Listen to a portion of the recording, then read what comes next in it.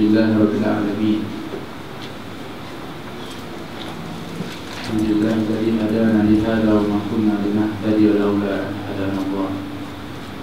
Asyhadu an la ilaha illallah wahdahu la syarika lahu wa asyhadu anna sayyidana Muhammadan abduhu wa rasuluh.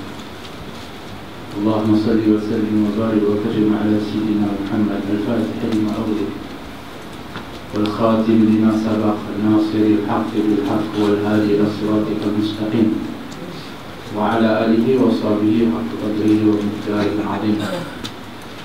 Subhanaka la ilma lana illa ma 'allamtana innaka antal alimul hakim. Wa la hawla wa la quwwata illa billahil 'aliyyil 'azim. Nawaitu ta'allum wa ta'lim wa tadhakkur wa tadhkir wa naf'a wal intifa' wal ifada wal istifada al-hadd 'ala at-tamassuk bi kitabillah wa sunnati rasulih wa du'a ila al-huda wa dalalata 'ala al-khair ibtigha'a wajhillah wa mardatihi wa qurbihi wa thawabihi subhanahu wa ta'ala. Amin Allahumma amin. Wa ba'du. Alhamdulillah, kita rafa'kan syukuran kepada Allah subhanahu wa ta'ala. Kita teruskan lagi daripada pengajian kita di Sawa'us Sabil. Mudah-mudahan perkumpulan kita dan majlis ini diberkati oleh Allah subhanahu wa ta'ala. Amin.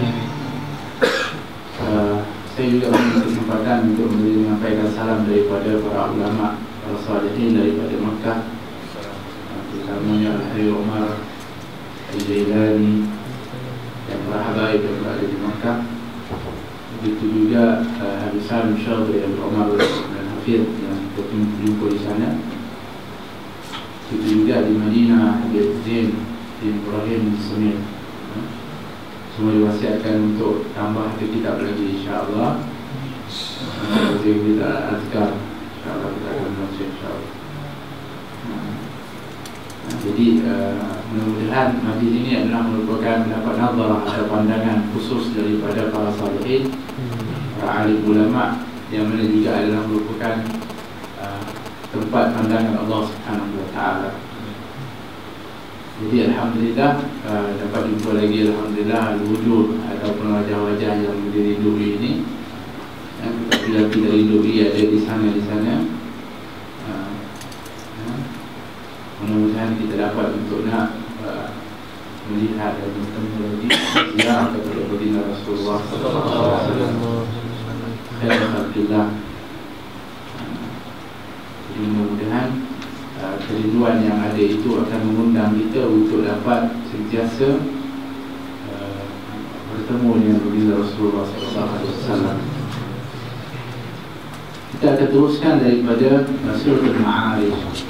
Surah Al-Ma'arij yang telah pun dibahaskan sebelum ini. Al-Ma'arij ataupun disebutkan adalah tangga ataupun tempat yang untuk laluan naik dan turun, itu disebut Al-Ma'arij. Surah yang menceritakan tentang bagaimana keingkaran daripada orang-orang kufar yang mereka mencabar, seolah-olah mencabar kepada baginda Rasulullah sallallahu alaihi wasallam yang menyampaikan dakwah. Ini adalah merupakan helah daripada orang-orang yang ingkar, sedangkan mereka tahu bahawa di sana ada yang disebutkan kebenaran, akan tetapi untuk menunjukkan keingkaran mereka mencabar untuk didatangkan azab. Betullah di antaranya, kalau mereka mencabar, kadang-kadang mencabar semula kepada mereka seperti mereka mengatakan, tak, kita tidak akan dibangkitkan lagi, dah mati-mati jadi tak nak. Lepas tu dia katakan, hendaklah kamu itu bercita-citalah kamu mati, atau mohonlah kamu mati, doa sebab mati. Tak nak pula dia diam, takut. Jadi kadang-kadang mereka tak jadi, tak boleh kita mati jadi tanah. Allah kata okey, katakan kepada mereka, wahai Muhammad SAW, maka kamu cita-citalah nak mati, cepat doa kepada Allah mati cepat. Tak nak pula. Sebab apa? Sebab mereka tahu akan kebenaran itu. Itu juga di dalam ini mencabar, seolah-olah untuk mencabar untuk didatangkan azab daripada Allah Subhanahu wa ta'ala. Tapi mereka tahu kalau diturunkan azab oleh Allah Subhanahu wa ta'ala, mereka tidak akan dapat untuk nak berlindung daripada azab Allah Subhanahu wa ta'ala. Maka sebab itulah Allah Subhanahu wa taala memberitahu kepada baginda Rasulullah sallallahu alaihi wasallam yang menceritakan tentang azab yang bakal diterima oleh orang-orang kufar yang mengingkari kepada Allah Subhanahu wa taala, dan memerintahkan kepada Nabi sallallahu alaihi wasallam untuk apa? Fasbir sabran jamila. Sabarlah Muhammad sallallahu alaihi wasallam dengan sebaik-baik kesabaran. Maknanya apa? Inilah penentangan yang luar biasa yang ada, yang dihadapi oleh baginda Rasulullah sallallahu alaihi wasallam. Kita ini kalaupun susah dalam kehidupan kita, di dalam dakwah, kadang-kadang diduga tidaklah seorang yang diduga itu seperti mana yang diduga kepada baginda Rasulullah sallallahu alaihi wasallam. Amat dahsyat yang telah ditimpakan kepada Nabi. Akan tetapi Nabi disebut oleh Allah fasbir sabran jamila. Maka Nabi kita Muhammad sallallahu alaihi wasallam adalah seorang Nabi yang cukup penyabar. Sehingga ketika Allah memuji kepada Nabi Ayyub sebagai seorang hamba yang sabar, Nabi kita Muhammad sallallahu alaihi wasallam itu adalah sangat penyabar orangnya. Sehingga kan segala ujian yang diterima oleh baginda Rasulullah itu ditahan dengan penuh kesabaran oleh baginda Rasulullah. Seperti di peristiwa Uhud ketika baginda Rasulullah sallallahu alaihi wasallam menadah tangannya untuk menadah kepada darah yang mengalir daripada pipinya yang keluar darah ketika itu, maka kata para sahabat, doakan kecelakaan kepada mereka ya Rasulullah. Nabi sallallahu alaihi wasallam mengatakan, ketika itu aku tidak diutuskan untuk melaknat dan untuk mendoakan azab kepada kaumku. Allahumma hdi qaumi fa innahum la ya'lamun. Ya Allah, berikan hidayah kepada kaumku, sesungguhnya mereka itu tidak mengetahui. Jadi baginda Rasulullah SAW yang menghadapi ujian itu dengan penuh kesabaran. So itu, kalau kita tengok dalam bait syair Imam Al-Haddad disebutkan, para ulama itu, mereka itu disebutkan ada 3 perkara yang telah yang dia dapat daripada apa? Daripada Nabi SAW. Iaitu yang pertama adalah at-ta'thir, yang keduanya adalah ilmu, yang ketiga adalah ada satu lagi adalah asrar. Sehingga para ulama ketika membahaskan dari syair tersebut mengatakan kesan peninggalan atau bukan ta'thir, maknanya mawarith, disebutkan miras, peninggalan Nabi, ilmu dan juga rahsia.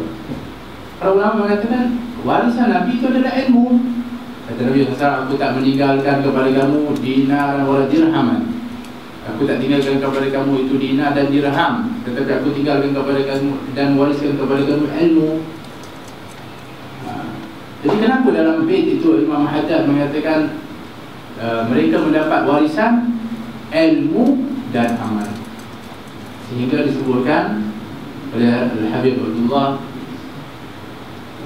bin Muhsin Sahib Al-Bughar Al-Attas, dia mengatakan maksudnya yang mereka warisi itu juga adalah mihnah, ujian yang ditimpakan kepada Nabi SAW. Sebab itulah kita tengok khususnya keluarga baginda Rasulullah itu tidak berhenti ujiannya oleh fitnah, dan juga lihatlah perjalanan daripada mereka bermula daripada anak cucu baginda Rasulullah, Sayyidina Hasan, Sayyidina Ali, Sayyidina Hasan, Sayyidina Husain, semuanya timbul dengan fitnah. Juga mereka semuanya dalam keadaan ada yang telah menjadi syahid ketika itu dan sebagainya. Ini adalah merupakan warisan yang telah pun diwarisi oleh orang-orang yang mana dianya ini membawa risalah baginda Rasulullah sallallahu alaihi wasallam. Fasbir sabran jamila, maka hendaklah kamu itu sabar dengan sabar yang sebenar-benarnya, supaya nantinya kamu akan mendapatkan kemanisan dari kesabaran. Kita pula mengenai keadaan nantinya, bagaimana orang-orang yang mencabar akan azab Allah Subhanahu wa taala itu. Maka Allah Subhanahu wa taala menceritakan apa yang akan berlaku pada hari kiamat nanti, seperti mana disebutkan bahawa nantinya langit itu akan cair seperti perak yang cair. Bayangkan ketika itu kalau kita kata lava yang mengalir daripada gunung berapi itu, ini langit itu cair seperti mana perak yang cair. akan mengalir jatuh ke bumi ini.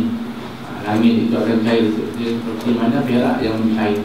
Gunung-gunung itu seperti kapas ataupun seperti bulu-bulu yang berterbangan. Satakun jibal kal'ahnil manfush, akan jadilah gunung itu seperti mana kapas-kapas yang berterbangan. Maknanya kalau kita tengok kuatnya, kokohnya yang disebutkan, jadikan jibal autada itu sebagai pasak-pasak bumi itu, tiba-tiba dia jadi seperti mana kapas-kapas yang ringan. Bermakna kalau gunung yang kukuh itu akan menjadi seperti kapas yang berterbangan, bagaimana insan, bagaimana manusia, bagaimana benda-benda yang kecil-kecil ini. Itu untuk menggambarkan akan dahsyatnya yang disebutkan yaumul qiyamah, yang diminta itu oleh baginda Rasulullah. Kata Nabi, kalau boleh kamu mintalah supaya kamu tidak menghadapi kepada yaumul qiyamah. Kemudian nanti halnya yaumul qiyamah diceritakan oleh Allah Subhanahu wa taala. Bagaimana pada hari kiamat nanti, masing-masing bukan kata nak minta ataupun memang tak kalau boleh tak nak kenal kepada yang lain. Bahkan kadang-kadang tu yang kenal tu nak minta dipertanggungjawab, nak minta supaya nak dibelikan kepada, kalau kawan karib ni, dia ya Allah, yang dia yang buat begini, dia akan pergi untuk menghujah kepada orang lain. Bahkan bukan kepada kawan-kawan karib, kepada isteri, kepada anak, kepada suami, semuanya kalau boleh nak lepas diri untuk nak kenakan kepada orang lain. Ini orang-orang yang kufar, orang-orang yang mana ingkar kepada Allah SWT. Apabila hari kiamat nanti, kerja dia nak cari untuk salahkan kepada dia, nak lepaskan kepada diri. Subhanallah. Sedangkan orang-orang yang beriman, mereka saling ingin untuk memberikan syafaat kepada yang lain. Sebab itu disebutkan diberikan hak yang khusus kepada 3 golongan, iaitu para nabiin, wal ulama wa syuhada. Al-anbiya wal ulama wa syuhada akan memberikan syafaat, boleh memberikan syafaat kepada orang lain. Sebab itu di antaranya disebutkan kedudukan para ulama itu tinggi, dikarenakan disebutkan al-anbiya wal ulama wa syuhada, iaitu setelah para anbiya, para ulama dapat memberikan syafaat kepada orang lain. Sehingga disebutkan para ulama ini, mereka ini kedudukan mereka tinggi sebab di syurga pun mereka akan jadi ulama juga. Kenapa? Sebab ketika itu orang-orang akan tanya kepada dia, masih lagi belajar dalam syurga nanti. Apa dia belajar? Apa lagi kita nak minta kat syurga ni, tak tahu nak minta. Tanya siapa? Tanya ulama. Nanti kita minta ni lah. Subhanallah. Kalau begitu, tak terputus hubungan di antara murid dan juga syekhnya ataupun gurunya, sehingga nanti yaumul qiyamah mereka akan sentiasa bertaut ataupun bersama, dikumpulkan oleh Allah Subhanahu wa taala dan mengenang kepada peristiwa-peristiwa yang mereka kumpul di dunia ini pada saat-saat, detik-detik yang baik-baik seperti ini adalah menjadi kenangan-kenangan yang akan diceritakan nantinya di dalam syurga, insyaAllah. Allah Ta'ala kemudian mengatakan fala uqsimu bima tubsirun. Betul tak itu? Ya? Berapa? 42. Wala biqawli kahinin qalilan ma tadhakkarun. Ya? Kau kata dulu. 42.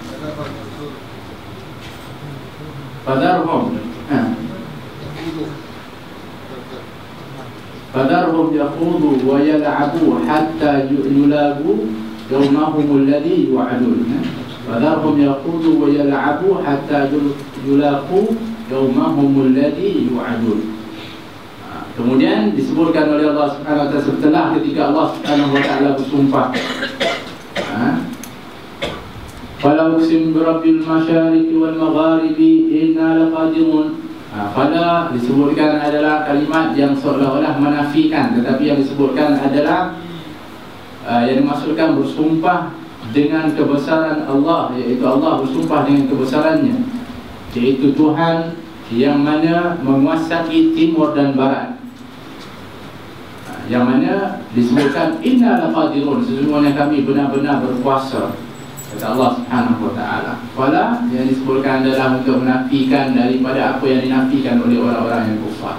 Tetapi sana adalah sumpah kepada kebesaran Allah Subhanahu wa taala yang memiliki kepada timur dan barat.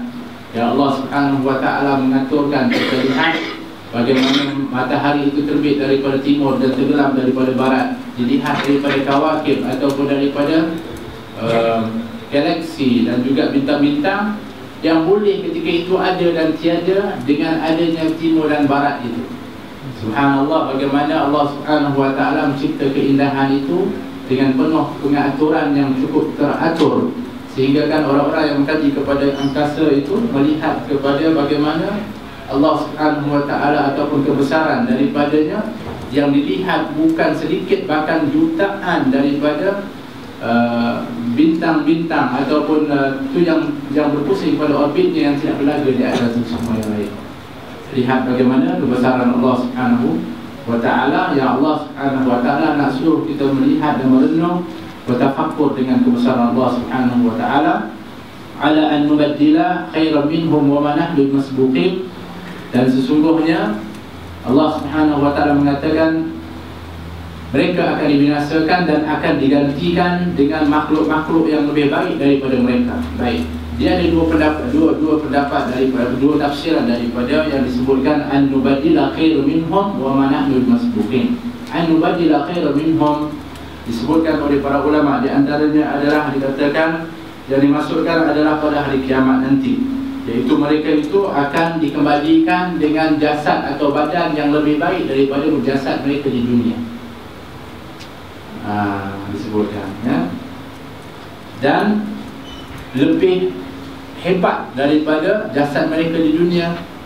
Ini jelaslah sebab apa? Kalau orang-orang yang saleh, orang-orang yang mana ianya adalah orang-orang yang di bawah nikmat Allah Subhanahu wa taala, memang diberikan oleh Allah Subhanahu wa taala nikmat yang luar biasa. Jasadnya lebih baik, kekuatannya lebih gagah. Memanglah, bayangkan disebutkan oleh baginda Rasulullah ketika menceritakan keadaan di syurga. Nabi SAW mengatakan nanti di dalam syurga itu ada 70 bilik, kemudian dalamnya ada 700 bilik, kemudian dalam bilik itu ada 700 katil, ada katil itu ada 700 bidadari. Ya Allah, ramai. Bagaimana kalau tidak ada kekuatan yang disebutkan untuk nak diberikan oleh Allah Subhanahu wa taala kekuatan yang cukup kuat seperti itu, untuk menceritakan bagaimana Allah Subhanahu wa taala disebutkan tadi ini akan memberikan khair minhum, lebih baik daripada mereka. Dan tafsiran kedua mengatakan iaitu mereka akan ditukar dengan umat yang lebih baik. Mereka akan ditukar dengan umat yang lebih baik. Cuma pendapat yang pertama itu adalah yang lebih asah, iaitu pada hari kiamat. Yang dimaksudkan adalah pada hari kiamat mereka akan dibangkitkan lebih baik daripada keadaan mereka. Wa ma nahnu masbuqin. Dan sekali-kali kami tidak akan dapat untuk dikalahkan ataupun dilemahkan, iaitu kami mampu untuk melaksanakan perkara tersebut, kata Allah Subhanahu wa taala. Fadharhum yakhudu wa yal'abu hatta yulaqu yawmahum alladhi yu'adun. Fadharhum, oleh kerana itu ya wahai Muhammad sallallahu alaihi wasallam, tinggalkan kepada mereka. Kalaulah disebutkan tadi bahawa mereka itu nantinya akan digantikan dengan dengan orang-orang yang baik, nanti akan diperlihatkan kepada mereka, mereka akan keluar dibangkitkan oleh Allah dalam keadaan yang baik, dalam keadaan yang cukup hebat, yang mana nanti pada hari kiamat itu ada wajah-wajah yang akan diputih, disinarkan cahaya oleh Allah, dan juga ada wajah-wajah yang akan hitam. Pada ketika itu akan indah wajah-wajah orang-orang yang saleh, orang-orang yang dikedikan di sisi Allah Subhanahu wa taala. Maka ketika itu akan dilihatkan keindahan mereka itu, untuk mereka itu melihat akan keindahan orang-orang yang mana mereka mempunyai kedudukan di sisi Allah Subhanahu wa taala. Maka fadharhum, tinggalkan kepada mereka, yakhudu wa yal'abu. Mereka itu dalam keadaan yang mana tenggelam di dalam kesesatan mereka, wa yal'abu, dan mereka bermain-main dengan dunia yang mereka rasa mereka akan kekal di dalamnya, ataupun yang mereka ingin untuk dapatkan tinggalkan kepada mereka, biarkan mereka hatta yulaqu yawmahumul ladzi yu'adun, sehingga mereka akan bertemu dengan hari yang telah dijanjikan kepada mereka, yaitu yaumul qiyamah. Ada hadnya di dalam kita berdakwah kepada orang. Ada, maksudnya ada limitnya, yang kadang-kadang sudah sampai akhirnya setelah kita berusaha dengan sepenuhnya, seperti baginda Rasulullah, kalau usaha Nabi SAW itu jangan lagi dipertikaikan.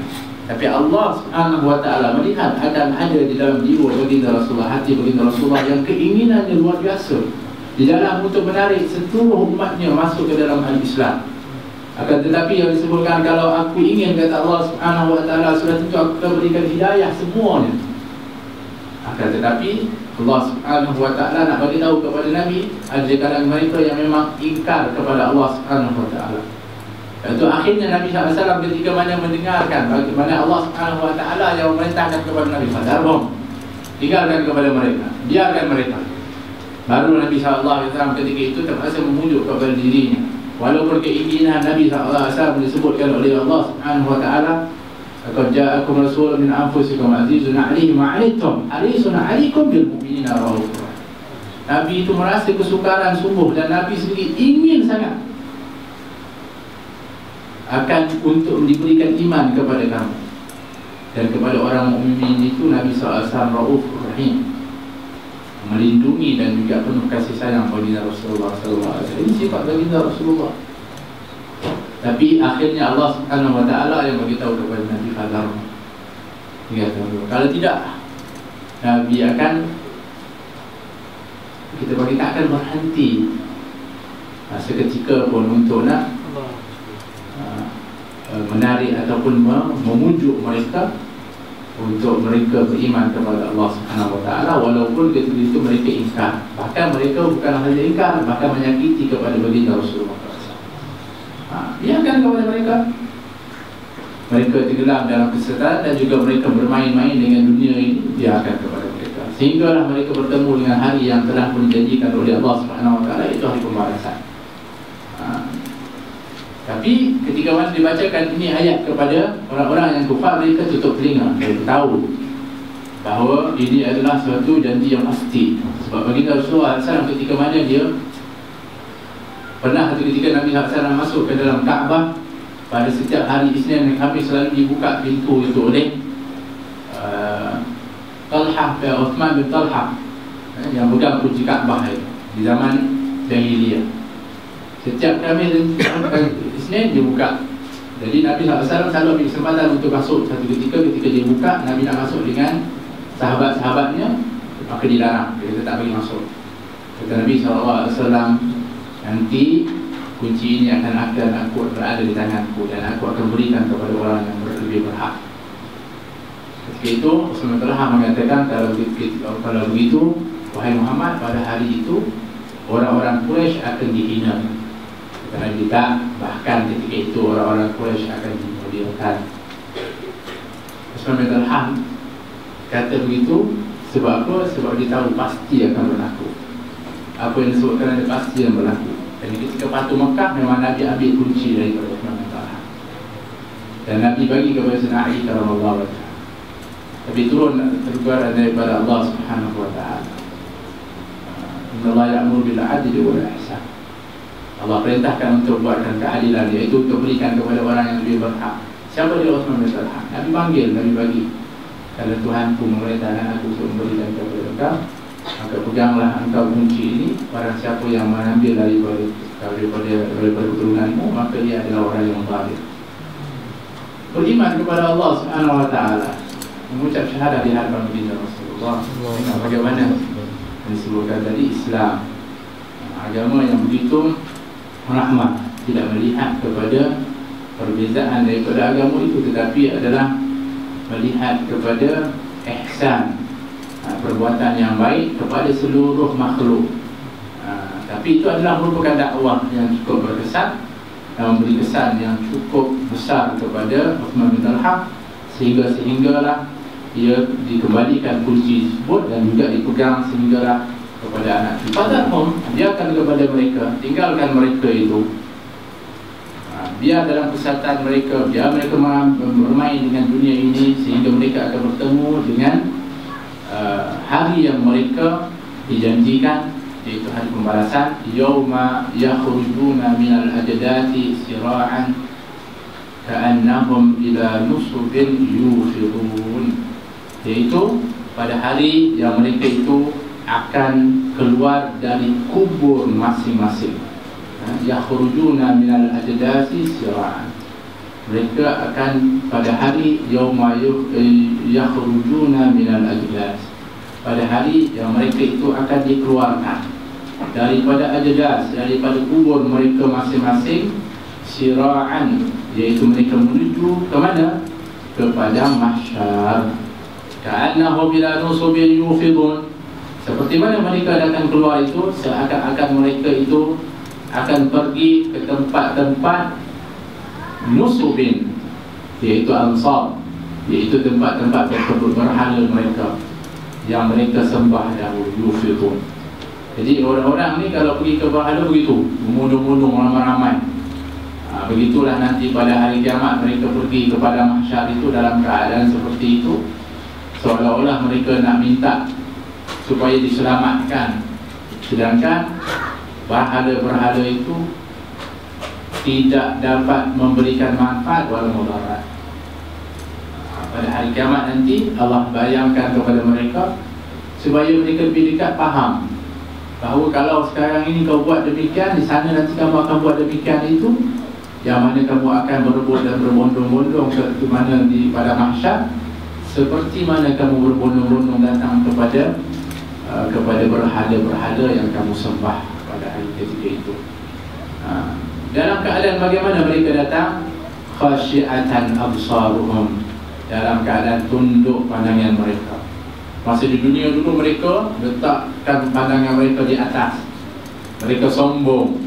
Pada hari kiamat nanti mereka akan tunduk pandangan. Tarhaquhum dillah, ketika itu mereka dalam keadaan diikuti oleh kehinaan, tunduk penuh dengan kehinaan. Zalikal yaumul ladzi kanu yu'adun, itulah hari yang dijanjikan kepada mereka. Jadi orang-orang kafir pada hari kiamat mereka akan dibangkitkan dengan penuh kehinaan.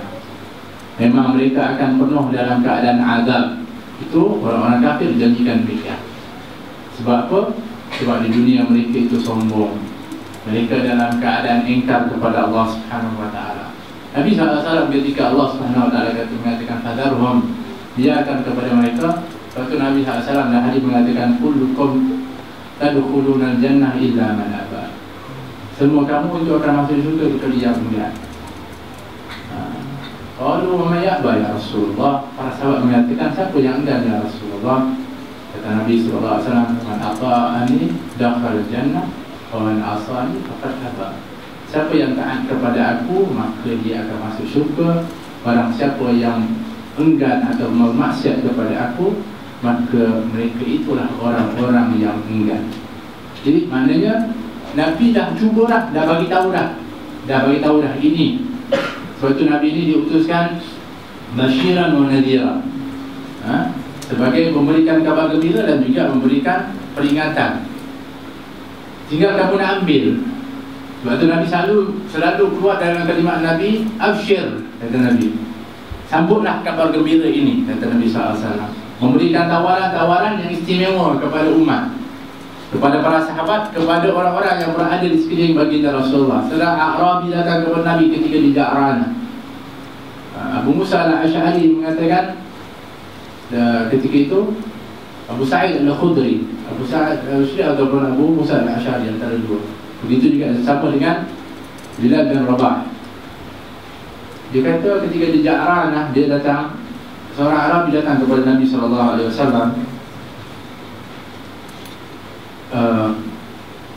Dia minta kepada Nabi SAW sesuatu. Kata Nabi, absyir, ambillah kabar gembira ini. Dia kata apa? Dia kata, apa kabar gembira ni? Kamu tak habis-habis kabar gembira, tak habis-habis kabar gembira. Kata kepada baginda Rasulullah. Nabi SAW ketika datang kepada Abu Sa'id al-Khudri atau Abu Musa al-Asy'ari, dalam wajah yang ketika itu berubah wajah baginda Rasulullah.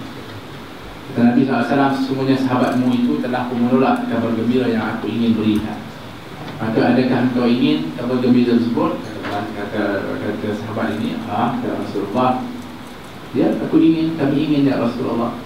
Maka dia kata, ambillah satu mangkuk air. Maka dia ambil satu mangkuk air. Ketika itu Nabi SAW pun membasuh wajahnya. Kemudian Nabi mengumur dan ludah ke dalamnya. Kemudian kata Nabi SAW, minum dan sapulah ke wajahmu.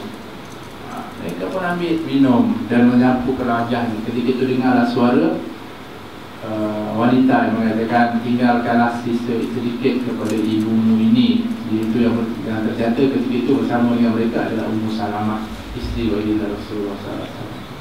Kalau kita fikirkan isteri Nabi, sudah tentulah mereka boleh dapat daripada Nabi langsung. Tapi apa saja kesempatan yang ada, apabila diberikan kebisyarah atau kabar gembira, begitu juga apa saja yang ada kesempatan daripada apa saja yang dapat dari keberkatan Nabi, mereka akan berlumba-lumba untuk mendapatkan. Seperti mana Ibnu Abbas dan Ibnu Umar, Ibnu Abbas masih kecil, duduk di kanan baginda Rasulullah SAW ketika dikelilingi oleh para sahabat.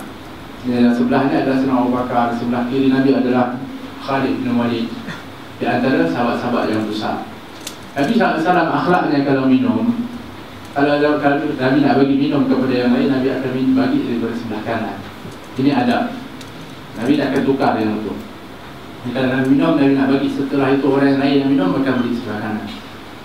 Tapi yang sebelah kanan Nabi SAW ketika itu budak kecil, Ibn Abbas. Nabi SAW dengan adab mengatakan, wahai Ibn Abbas, ini sekarang ini adalah hak kau, iaitu setelah aku minum, engkau yang minum. Tapi sebelah kiri aku ni adalah sahabat-sahabat yang besar. Boleh tak kau izinkanlah kalau sekiranya aku berikan kepada mereka dahulu. Adab Nabi SAW ini budak-budak, subhanallah. Dan Nabi tak ubah tertib itu. Cuma Nabi minta izin pula lagi. Apa jawapan Ibn Abbas? Tak, ya Rasulullah, aku tak benar. Yang ini Khalid bin Walid ke, dan pedang Allah ke, tak kira lah. Yang ini nak, ternyata Nabi bagi kepada dia dari minum, dari perkara ini Rasulullah. Kemudian barulah ketika itu dipekarkan kepada para sahabat yang lain. Ini maknanya apa? Nabi adab baginda Rasulullah, dan juga bagaimana sahabat mengambil peluang itu, bersungguh-sungguh mengambil peluang. Dan disebutkan bukanlah tadinya tidak ada adab kepada orang-orang yang itu, tapi dengan sebab apabila ianya adalah daripada Nabi, yang ini tak, peluang ini tak nak dilepaskan begitu saja. Dan ini bagaimana mereka betul-benar cintanya dan juga berpegang ta'alluq kepada baginda Rasulullah SAW. Jadi berakhir suratul Ma'arij yang mana menceritakan tentang keingkaran orang-orang kafir di zaman baginda Rasulullah SAW, dan mereka mencabar untuk nak diberikan adab oleh Allah Subhanahu Wa Taala. Maka Allah Subhanahu Wa Taala pun menceritakan apa yang bakal mereka hadapi pada hari kiamat. Mereka cabar nak suruh beri turun adab. Allah kata nanti kamu akan kena begini, kamu akan kena begini, kamu akan kena begini, sehingga mereka dah tahu dah apa yang mereka akan hadapi pada hari kiamat. Sebab itulah ketika mana peperangan Badar selesai, Nabi pergi kepada kubu-kubu seperti Abu Jahal dan sebagainya. Nabi seru kepada mereka, bagaimana? Sudah tak? Benar tak apa yang telah janjikan oleh Allah Subhanahu Wa Taala? Nabi bertanya kepada mereka ketika mana mereka dalam kubur mereka. Macam mana? Sudah sampai tak? Dah terima dah apa yang terjanjikan oleh Allah Subhanahu Wa Taala? Maknanya apa? Kalau Nabi tanya begitu, maknanya pasti. Tanya oleh baginda Rasulullah. Jadi apa yang telah diceritakan oleh Allah itu pasti.